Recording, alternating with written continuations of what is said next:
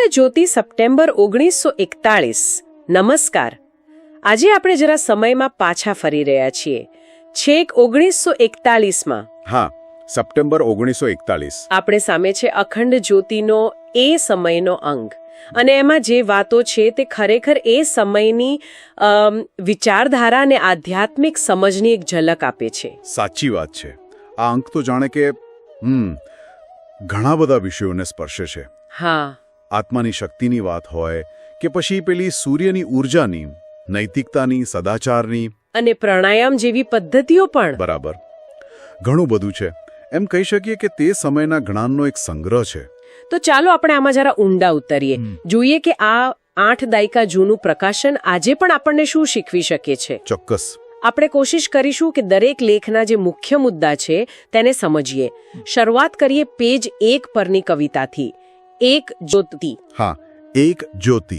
એમાં બ્રહ્માંડમાં જે એક જ શક્તિ છે, દિવ્ય શક્તિ, એની વાત છે, જેને અલગ અલગ નામે ઓળખીએ છીએ, જ્યોતિ, વિષ્ણુ, શિવ, રામ, શ્યામ, ઘણા બધા નામ। આ તો અદ્વૈતનો સિદ્ધાંત છે, બહુ સરસ રીતે રજૂ કર્યો છે। એટલે અનેકતામાં એકતા। બરાબર। પરમ તત્વ એક જ છે, સૃષ્ટિના કણે કણમાં એ જ છે, ભલે આપણે એને ગમે તે નામ આપીએ। એટલે આ કવિતા એ સત્યનો અનુભવ કરાવવાનો એક પ્રયાસ છે। ખૂબ સુંદર શરૂઆત છે। અને આ એકતા પછી તરત જ વાત આવે છે શક્તિની, પેજ 2 અને 3 પર। નાયમાત્મા બલહીને ન લભ્યઃ। હા, ઉપનિષદનું વાક્ય છે આ, કે આત્માની પ્રાપ્તિ બળહીન વ્યક્તિથી ન થઈ શકે। પણ અહીં બળ એટલે શું સમજવું? ફક્ત શારીરિક? ના ના, અહીં ફક્ત શારીરિક બળની વાત નથી। શારીરિક તો ખરું જ, પણ સાથે માનસિક અને ખાસ તો આધ્યાત્મિક બળ। અચ્છા। નિર્બળતા જે છે ને, ભય, શંકા, આળસ, એવી બધી તામસિક વૃત્તિઓ એ આધ્યાત્મિક પ્રગતિમાં સૌથી મોટો અવરોધ છે। એટલે લેખ કહે છે કે આત્મબળ કેળવવું પડે, પોતાના સાચા સ્વરૂપને ઓળખવા માટે। હા, આંતરિક શક્તિ વગર આત્મજ્ઞાન શક્ય નથી, એમ સ્પષ્ટ કહ્યું છે। અને આ શક્તિ જે શરીરમાં છે, એ શરીર પોતે પણ કેટલું અદ્ભુત છે। પેજ 4 અને 6 પરનો લેખ, પ્રાણીઓ કો રચને વાલા। હા, એમાં સૃષ્ટિકર્તાની રચના પર જાણે આશ્ચર્ય વ્યક્ત કર્યું છે, ખરું ને? હાથી જેવો મોટો જીવ હોય કે પાણીના ટીપામાંનો સૂક્ષ્મ જીવ, દરેકમાં એ જ જીવન શક્તિ કામ કરે છે। અને માનવ શરીરની રચના, એને તો એક જટિલ ઘર જેવું કહ્યું છે। પાચનતંત્ર, રક્ત પરિભ્રમણ, ઇન્દ્રિયો, બધું કેટલી કુશળતાથી ગોઠવાયેલું છે। શરીર જાણે એક મશીન। હા, પણ એને ચલાવનાર મન અને ચેતના એનાથી વધુ મહત્વના છે। પેજ 6 પર શરીરને ઘર અને મનને એમાં રહેનાર કહ્યું છે। એ મનની શક્તિ તરફ ઇશારો કરે છે। મનની વાત આવી તો પેજ 5 પર 2 નાના પણ બહુ મહત્વના સંદેશ છે। એક તો ઓર પ્રેમ મયા ઈશ્વર હૈ, ઈશ્વર પ્રેમ સ્વરૂપ છે। અને બીજું બદલા મત માંગો, બદલો લેવાની ભાવના ન રાખવી। આ તો જીવન જીવવા માટે ખૂબ જ પાયાના સિદ્ધાંતો છે। જેમ ઈશ્વર કોઈ ભેદભાવ વગર પ્રેમ આપે છે, એમ આપણે પણ બનવાનું છે, નિષ્પક્ષ, ક્ષમાશીલ। બદલો લેવાની ભાવના તો આપણને નકારાત્મકતામાં બાંધી રાખે। બરાબર। જ્યારે પ્રેમ અને ક્ષમા મુક્ત કરે છે, આપણા સારા ગુણોનો વિકાસ થાય। એટલે ગુસ્સા પર કાબૂ અને ક્ષમાનો અભ્યાસ જરૂરી છે, એમ કહે છે। અને આ ગુણોમાં સત્યનું સ્થાન પણ બહુ ઊંચું છે। પેજ 7 પર સત્યનારાયણ કા વ્રત વિશેનો લેખ છે। હા, આ બહુ મહત્વનો લેખ છે। આપણે ઘણીવાર એને ખાલી એક પૂજા વિધિ સમજી લઈએ છીએ। હા, પણ લેખ એનો સાચો અર્થ સમજાવે છે કે આ વ્રત ખાલી કથા પૂજા નથી, પણ જીવનમાં સત્યને અપનાવવાનો સંકલ્પ છે। એટલે કે આચરણમાં સત્ય। બરાબર। રોજિંદા જીવનમાં, વ્યવહારમાં સત્ય બોલવું, સત્યનું પાલન કરવું, કોઈને છેતરવું નહીં, નિસ્વાર્થ સેવા કરવી, આ જ સાચું વ્રત છે। એનાથી જ સાચી શાંતિ અને ઈશ્વર કૃપા મળે છે। વાહ! એટલે આચરણમાં સત્ય એ જ સાચી પૂજા। જી। અને જ્યારે આપણે સત્યનું આચરણ કરીએ, ત્યારે કદાચ પોતાના સાચા સ્વરૂપની ઓળખ તરફ પણ આગળ વધીએ। પેજ 8 પર જે ઘોષ છે, શિવોહમ શિવોહમ, બરાબર, એ જ દિશામાં। હું શિવ છું, આ તો વેદાંતનું મહાવાક્ય અહમ બ્રહ્માસ્મિ જેવું જ છે। આપણે ફક્ત આ દેહ નથી, આપણે દેહ, મન, બુદ્ધિથી પરે જે શુદ્ધ ચૈતન્ય સ્વરૂપ છીએ, એને ઓળખવાની વાત છે। એ જ શિવ તત્વ છે। દેહનું અભિમાન છોડીને આત્મ સ્વરૂપમાં સ્થિર થવું. આદિ શંકરાચાર્યના અદ્વૈત દર્શનનો આ જ તો સાર છે. પોતાના સ્વરૂપને ઓળખવાની વાત ચાલી રહી છે ત્યારે પેજ 9 પર શ્રી રામકૃષ્ણ પરમહંસનો ઉપદેશ પણ છે. સચ્ચે પ્રેમ સુખ કા મૂળ ઉપદેશ. હા, એમાં સાચા સુખનો માર્ગ બતાવ્યો છે. શ્રી રામકૃષ્ણ પ્રેમ અને મોહ વચ્ચેનો તફાવત બહુ સરસ રીતે સમજાવે છે. પ્રેમ અને મોહ શું ફરક છે? સાચો પ્રેમ નિસ્વાર્થ હોય, એ જોડે છે, વિસ્તાર પામે છે. જ્યારે મોહ સ્વાર્થી હોય, એ બાંધે છે અને છેલ્લે દુઃખ જ આપે. એટલે સાચું સુખ સ્વાર્થ અને અહંકાર છોડવામાં છે. પેલું મીઠાની પૂતળીનું ઉદાહરણ પણ છે ને? હા, જેમ મીઠાની પૂતળી સમુદ્રમાં પજાય ને ઓગળી જાય, એમ અહંકાર ઓગળી જાય પરમ તત્વમાં, ત્યારે જ શાશ્વત આનંદ મળે. અને જ્ઞાન ક્યાંથી મળે એની કોઈ સીમા નથી. પેજ 10-11 પર ભગવાન દત્તાત્રેયની વાત છે, એમના 24 ગુરુઓ. આ કથા તો અદ્ભુત છે. પૃથ્વી, પાણી, અગ્નિ, વાયુ, આકાશ. પછી કબૂતર, અજગર, મધમાખી, પતંગિયું, હાથી, હરણ, માછલી. પેલી વેશ્યા પિંગળા, બાળક, સાપ, કેટલા બધા પાસેથી શીખ્યા. આ બતાવે છે કે જ્ઞાન મેળવવા માટે કેટલી નમ્રતા અને જિજ્ઞાસા જોઈએ. જો આપણી દૃષ્ટિ ખુલ્લી હોય ને તો આખી સૃષ્ટિ આપણી ગુરુ બની શકે. દરેક પાસેથી કંઈક ને કંઈક શીખવાનું મળે. ચોક્કસ. જેમ કે પૃથ્વી પાસેથી ક્ષમા અને સહનશીલતા, વાયુ પાસેથી ક્યાંય આસક્ત ન થવું, અજગર પાસેથી જે મળે એમાં સંતોષ માનવો, પિંગળા પાસેથી આશા છોડવાથી મળતી શાંતિ. ઘણું બધું. બસ મન ખુલ્લું રાખવું પડે. અને જ્ઞાનની સાથે સાથે પેલો સંતોષ પણ એટલો જ જરૂરી છે, ખરું ને? હા. પેજ 12 પર એક વાર્તા છે, સંતોષી સદા સુખી. હા, એક રાજા અને એક ગરીબ પણ સંતોષી ખેડૂતની વાર્તા. બહુ સાદી પણ ગહન વાત છે. ચોક્કસ. સંતોષઃ પરમ સુખમ, એ જ વાત. ભૌતિક સુખ સગવડ કે સત્તાથી સાચી શાંતિ નથી મળતી. જે છે, જે મળ્યું છે એમાં સંતોષ માનીને શ્રદ્ધાથી જીવવું, એ જ સાચી ખુશી છે. આજના સમયમાં તો આ વાત વધુ લાગુ પડે છે. બિલકુલ. અને સ્વાસ્થ્ય માટે સંતોષની સાથે સાથે બીજી પણ એક જરૂરી વસ્તુ છે, સૂર્યપ્રકાશ. પેજ 13 પર એક લેખ છે, સૂર્ય કી જીવનદાયિની શક્તિ. હા, આ લેખ સૂર્યની જે જીવન આપવાની શક્તિ છે એના પર ભાર મૂકે છે. સૂર્યપ્રકાશ ખાલી ગરમી કે અજવાળું નથી આપતો, એનાથી આરોગ્ય પણ સુધરે છે. હા, બિલકુલ. એ કીટાણુઓનો નાશ કરે છે, રોગ પ્રતિકારક શક્તિ વધારે છે, હાડતા માટે જરૂરી છે. લેખમાં પેલું રિકેટ્સ જેવા રોગમાં સૂર્યસ્નાનના ફાયદાની વાત છે. તે સમયના મેડિકલ રિપોર્ટના હવાલા પણ આપ્યા છે. આપણા જૂના શાસ્ત્રોમાં પણ સૂર્ય ચિકિત્સાની વાત છે ને? જી, બિલકુલ છે. સૂર્યની જેમ સમયનું ચક્ર પણ ચાલ્યા જ કરે છે. પેજ 14 પર છે, સતયુગ આ ગયા. 4 યુગોની વાત છે. હા, સત્ય, ત્રેતા, દ્વાપર અને કલી. હિન્દુ દર્શનમાં સમયને ચક્રીય માનવામાં આવે છે. તો આ લેખ એમ કહે છે કે કળિયુગ પછી સતયુગ આવશે. એવો એક આશાવાદ વ્યક્ત કરે છે કે યુગોનું પરિવર્તન થાય છે અને નૈતિકતા અને સદ્ગુણોનો સમય પાછો આવશે. એમાં ચારેય યુગોની જે પરંપરાગત અવધિ મનાય છે, લાખો વર્ષોની, એના આંકડા પણ આપ્યા છે. પણ મુખ્ય વાત શું છે? મુખ્ય વાત એ છે કે આવા સારા સમય માટે આપણે વ્યક્તિગત રીતે પણ સુધરવું પડે. આપણા પ્રયત્નો જરૂરી છે. અને વ્યક્તિગત સુધાર માટે મનની શુદ્ધિ બહુ જરૂરી છે. એ જ વાત પેજ 15 પર છે.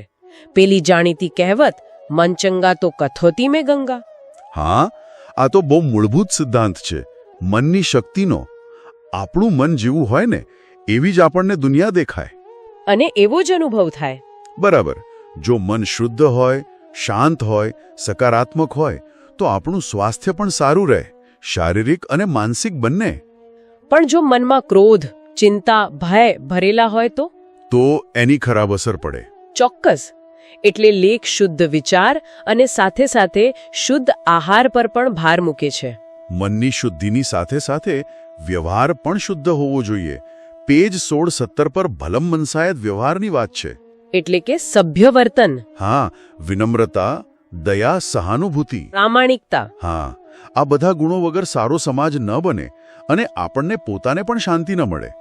બીજાઓ સાથે આપણે કેવી રીતે વર્તીએ છીએ એ બહુ મહત્વનું છે. ખાલી સામાજિક શિષ્ટાચાર નથી, એનાથી વધુ છે. હા, એ આપણા આંતરિક વિકાસનું પ્રતિબિંબ છે. પેજ 17 પર પેલું નેપોલિયનનું વાક્ય પણ છે કે ખરાબ વર્તન કરતા તો યુદ્ધમાં હારવું સારું. બાપરે, એટલું મહત્વ. જી, ભલમનસાહત આપણને સૌને ગમતા બનાવે છે. અને સારા વ્યવહારની સાથે જીવનમાં આગળ વધવા માટે આત્મવિશ્વાસ પણ જોઈએ. પેજ 18 પર છે, આત્મવિશ્વાસ કી ખોજ મેં. હા, આત્મવિશ્વાસ એટલે પોતાની ક્ષમતાઓ પર ભરોસો.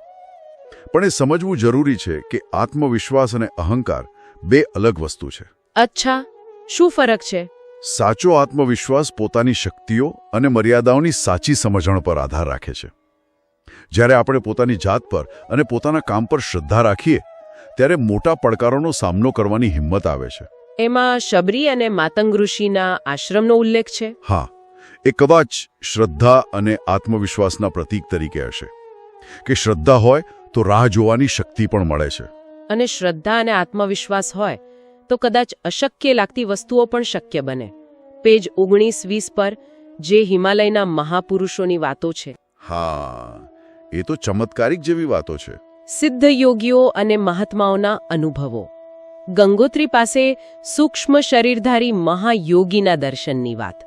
અને પેલા સોહમ સ્વામીની વાત, જેમણે સંકલ્પ માત્રથી દૂધ ઉત્પન્ન કર્યું. હિમાલય તો સદીઓથી આવી રહસ્યમય અને દિવ્ય અનુભૂતિઓનું કેન્દ્ર રહ્યું છે. આ વાતો શું બતાવે છે? આ બતાવે છે કે ચેતનાની ઉચ્ચ અવસ્થાઓ અને સિદ્ધિઓ શક્ય છે જે કદાચ આપણા સામાન્ય ભૌતિક નિયમોથી પર હોય. આ વાતો આપણી આધ્યાત્મિક જિજ્ઞાસા વધારે છે. આવા સિદ્ધ પુરુષો કદાચ શ્વાસ પર અદ્ભુત કાબુ ધરાવતા હશે. પેજ 21 પર સ્વરોદય વિજ્ઞાનની વાત છે. હા, સ્વરોદય એ આપણા શ્વાસના પ્રવાહ સાથે જોડાયેલું જ્ઞાન છે. કઈ નાસિકામાંથી શ્વાસ ચાલે છે? ડાબી એટલે કે ચંદ્રસ્વર કે જમણી એટલે કે સૂર્યસ્વર? અને એના પરથી શું જાણી શકાય? એના આધારે શરીર અને મનની સ્થિતિ અને અમુક કાર્યો માટે કયો સ્વર શુભ છે એવું અનુમાન લગાવી શકાય છે. આપણી ઈડા અને પિંગલા નાડીના પ્રવાહનો અભ્યાસ છે. લેખમાં તિથિ અને વાર પ્રમાણે કયો સ્વર ચાલવું જોઈએ એની ગણતરી પણ આપી છે. રસપ્રદ છે. અને શ્વાસ પર નિયંત્રણ મેળવવા માટે પ્રાણાયામ ઉપયોગી છે. પેજ 22 પર 2 સરળ પ્રાણાયામ આપ્યા છે. હા, એક નાડી શુદ્ધિ માટે છે જે અનુલોમ વિલોમ જેવું લાગે છે, અને બીજું ધ્યાન માટે, શ્વાસ રોકીને મનને એકાગ્ર કરવાનો. પ્રાણાયામના ફાયદા શું છે? ઘણા ફાયદા છે. નાડીઓ શુદ્ધ થાય, મન શાંત થાય, એકાગ્રતા વધે, શરીરમાં પ્રાણ ઊર્જાનું સંતુલન થાય. નિયમિત કરવાથી સ્વાસ્થ્ય માટે ખૂબ લાભદાયી છે. તણાવ ઓછો થાય. આપણે જેવા છીએ અને જેવા બની શકીએ છીએ એનો આધાર આપણા વિચારો પર છે. પેજ 23 પર એક સણસણતો સવાલ છે. તુમ ક્યા હો ઓર ક્યા હોગે? તમે શું છો અને શું બનશો? આ સીધો આપણને આત્મનિરીક્ષણ કરવા પ્રેરે છે. અને જવાબ શું છે? જવાબ એ જ છે કે આપણે જેવું વિચારીએ છીએ અને માનીએ છીએ તેવા જ બની જઈએ છીએ. આ વિચારની શક્તિનો નિયમ છે. લો ઓફ એટ્રેક્શન જેવું? હા, કંઈક અંશે. આપણી માન્યતાઓ, આપણા વિચારો આપણી વાસ્તવિકતા ઘડે છે. જો આપણે સારું વિચારીશું, ઉચ્ચ આદર્શો રાખીશું તો ઉન્નતિ કરીશું. નકારાત્મક વિચારો આપણને પાછા પાડે છે. એટલે આપણે જેવા બનવા ઈચ્છીએ તેવા વિચારો કેળવવા જોઈએ. બરાબર. વિચારોની સાથે જ્ઞાન પણ એટલું જ મહત્વનું. પેજ 24 પર છે શિક્ષા કે લાભ. હા, શિક્ષણના ફાયદા. શિક્ષણથી જ્ઞાન મળે, માનસિક ક્ષમતાઓ વિકસે. એમાં પેલી સ્ત્રી પુરુષના મગજની ભિન્નતાની વાત પણ છે. હા, તે સમયની સમજણ મુજબ એ વાત કરી છે, પણ મુખ્ય ભાર તો જ્ઞાન પ્રાપ્તિ પર જ છે. અને એમાં મગજના કેટલાક ભાગોનો ઉલ્લેખ છે. બ્રહ્મરંધ્ર, મેડ્યુલા ઓબ્લોંગાટા, કદાચ ભૌતિક શરીર અને સૂક્ષ્મ શક્તિ કેન્દ્રો વચ્ચેના સંબંધ તરફ સંકેત છે. જેમ કે આજ્ઞાચક્ર. હા, કદાચ. શિક્ષણ આપણને વધુ સક્ષમ બનાવે છે. અને છેલ્લે સુંદરતાનો પ્રશ્ન. પેજ 25-26 પર હમ સુંદર કેસે બને? આપણે સુંદર કેવી રીતે બનીએ? અને એનો જવાબ બહુ સરસ આપ્યો છે. શું જવાબ છે? કે સાચી સુંદરતા ચહેરા મોહરામાં નથી. એ તો આંતરિક શુદ્ધતા, સ્વચ્છતા, સારું સ્વાસ્થ્ય અને સારો દૃષ્ટિકોણ એમાંથી આવે છે. બાહ્ય સુંદરતા તો ક્ષણિક છે. બરાબર. જ્યારે આંતરિક ગુણોની સુંદરતા સ્થાયી હોય છે. લેખમાં તો શારીરિક સ્વચ્છતા માટે કેટલી બધી ટિપ્સ આપી છે. દાંત, આંખ, વાળ, ત્વચાની સંભાળ અને ઘરની આસપાસની સ્વચ્છતા પણ. સ્વચ્છતા અને શુદ્ધતાથી આંતરિક તેજ વધે છે. ચોક્કસ. અને છેક છેલ્લા પાને પેજ 27 પર બે નાની પણ પ્રેરક વાતો છે. એક તો વિદ્યાર્થી પાર્કરની. હા, થિયોડોર પાર્કર, જેમણે ગરીબીમાં પણ સંઘર્ષ કરીને ભણતર પૂરું કર્યું. દ્રઢ નિશ્ચયનું ઉદાહરણ. અને બીજી વાત છે પૂજા યા નિત્ય નિયમ વિશે. એટલે કે દૈનિક પૂજા કે નિયમનું મહત્વ. પાર્કરની વાર્તામાંથી જે દ્રઢ નિશ્ચયનો બોધ મળે છે એ જ નિશ્ચય અને નિયમિતતા આપણા રોજિંદા આધ્યાત્મિક અભ્યાસ માટે જરૂરી છે. ભલે થોડો સમય કરીએ, પણ રોજ કરવું. હા, ભલે 5 મિનિટ જ કેમ ન હોય, પણ શ્રદ્ધાથી નિયમિત રીતે કરવાથી લાંબા ગાળે મનને શાંતિ અને શક્તિ મળે છે. સાતત્ય મહત્વનું છે. તો આ હતી સપ્ટેમ્બર 1941ના અખંડ જ્યોતિ અંકની આપણી સફર. ખરેખર કેટલું બધું હતું એમાં. આત્મશક્તિ, નૈતિકતા, સંતોષ, મનની શક્તિ, આરોગ્ય, ધ્યાન, પ્રાણાયામ. આપણી અંદર રહેલી શક્તિઓને ઓળખવી પડે, મન પર કાબૂ મેળવવો પડે અને સત્ય, પ્રેમ, ક્ષમા, સંતોષ, સદાચાર જેવા જે શાશ્વત મૂલ્યો છે એને જીવનમાં ઉતારવા પડે. અને આ બધી વાતો આજે પણ એટલી જ, કદાચ એનાથી પણ વધુ પ્રસ્તુત છે. ખાસ કરીને પેલી મન અને વિચારની શક્તિવાળી વાત. મન ચંગા તો કથોતી મેં ગંગા. હા, અને તમે જેવું વિચારો છો તેવા બનો છો. આ એક મોટો પ્રશ્ન છે જેના પર આપણે સૌ વિચારી શકીએ. શું આપણે ખરેખર સભાનપણે આપણા વિચારોને યોગ્ય દિશા આપીને ફક્ત આપણું જીવન જ નહીં પણ આપણી આસપાસનું વાતાવરણ પણ વધુ સારું બનાવી શકીએ? 1941ના આ જ્ઞાનમાંથી મળેલો આ એક વિચાર છે જેના પર મનન કરવા જેવું છે. ચોક્કસ. શાંતિકુંજ વિડિયો ગુજરાતી યુટ્યુબ ચેનલને સબસ્ક્રાઇબ કરો તથા બાકીના વિડિયોઝનો લાભ લેવા માટે બેલ આઇકન જરૂર દબાવો. ધન્યવાદ.